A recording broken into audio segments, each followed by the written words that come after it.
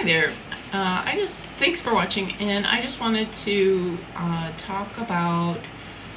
So I live in Montana, and I grew up in New York City. I've lived in Massachusetts, lived a long time in California, in Oregon, and I spent a little time in other places, in Philadelphia or Wisconsin. And so I've been in Missoula for a few years now. And what keeps me coming back is it's such a pretty, beautiful, scenic place. It's just unmatched for a pedestrian-friendly city. It's just really beautiful. And but something that is interesting or really difficult to work with is people's lack of awareness about chemical sensitivity or any kind of like sensitivity along those lines, like mold sensitivity or allergies. And so I live in Missoula, and people here think that they are really up on stuff, and yet maybe I just don't know the right people, but like currently I live in a building, and they were spraying Pine Sol as an air freshener, or actually as an air sanitizer, and it took a lot of my notifications and having to do research and really persisting and asking them to stop spraying Pine Sol, which is a surfactant. It's just supposed to be used for surfaces, and it does not sanitize air. Even hospitals are unable to sanitize air with an aerosol spray. I know like there's this myth about Lysol and whatnot, but you're not supposed to breathe in Lysol. And I live in a contained building where there is no ventilation because windows have screens and you're supposed to keep everything closed. So we're in a closed system, and that it certainly didn't help when tenants were smoking indoors in their room, and it was, of course, seeping into my space, and it seeped into my neighbor's space, and the property manager just kept ignoring me, and I just kept notifying them, I'm smelling cigarette smoke, I'm smelling cigarette smoke, because how often do people smoke cigarettes? Is it like once a year? Is it like once every 6 months?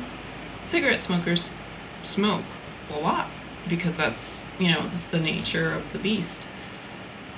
And anyway, so it was a big issue discussing with the property manager to stop having Pine Sol sprayed outside my hallway, and apparently they were spraying other pesticides and stuff. Not to mention the mold that's up over here, because I'm on the 3rd floor. The roof is just above here. It's a 120-year-old building, and apparently the roof is broken down, and it's so broken that it's unable to be fixed.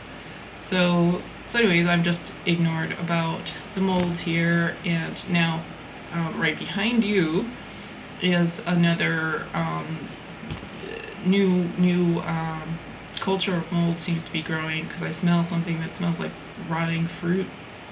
It's not quite fruit. Anyway, so I decided to move, and like I've been in this place for a few years, and the housekeeper was extremely hostile when I asked her to please stop spraying just around my space, and she had a big attachment, and that's the interesting thing about fragrances. Like I was going to a support group, and I asked, hey, can people not use fragrances, avoid fragranced laundry soap, and people will come in, their sweaters have been in mothballs and they don't wash it, so it just smells like horrible mothballs, and they're it's a chemical assault. Even if people don't mind the smell of mothballs or fragrances, it actually is hard on your hormones, it's hard on your genetics. It's a chemical assault. Like fragrances were made to be fragrances. They were not, just because it's a smell doesn't mean it's benign. Even essential oils can be problematic for some people. So these synthetics and it's interesting because people have such an attachment to these artificial fragrances. And I mean, I've never lived somewhere where there was such hostility to this, just the need for no fragrances. So anyways, it's a huge stretch. It's with a lot of effort and putting myself kind of at, in a risky kind of financial situation. I decided to move, and I mentioned that I was moving out of a mold infested place. And so the property manager, really nice lady, she understood. She has migraines, and so she said she'd make it clear with her housekeeper, or with the person who's going to be cleaning the rental that I saw that was fragrance free, didn't smell anything. She was going to make sure that they wouldn't use any fragrances. I go today, and it totally is saturated in some type of baby powder scent. And it must have been a baby powder scented plug-in or spray, or I don't know what, because it's a small space. And even using some type of like vacuum powder, I mean, it is so saturated. Like, it affected my ability to think. It affected my mood. It affected my emotions. It affected my vision. I'm like seeing double vision. And I mean, it's just, and the thing is, here in Missoula, Montana, people think that they can assault you with chemicals, that they can poison you. And I don't know if it's like a female, like, women here in Missoula can be really mean. I have never lived somewhere where there's like this kind of like hatred, like women hate women here, like no place ever. There's just, I guess there's class disparity. So there's like the rich university kids and the rich families, and then there's the scrappy families. I don't really understand the dynamic, and being an outsider, solo, creative person, I don't fit into the model of either being a recovering person in sobriety, and I don't fit into the non-sober cool party person, and I don't fit into the mommy career woman with the husband in the home. And so I don't know if it's classism, I don't know if it's some other kind of ism, sexism. I mean, women here are male chauvinists. So it's just devastating. I went to my new place today to get out of this moldy place that I'm in now, and the person who set it up basically poisoned the air. And so now it's going to be, so now I have to talk to the property manager. Now I have to be like, oh, maybe they had good intentions. I have to like pretend like this wasn't some, BS. And now it's going to be my job. I'm going to have to pay for the utilities to have the fan blowing, have the humidifier going, have the nebulizer going. I'm going to have to get the vinegar and do all the spraying, do all my labor stuff. I'm supposed to be working on my project, my book, my website, my health.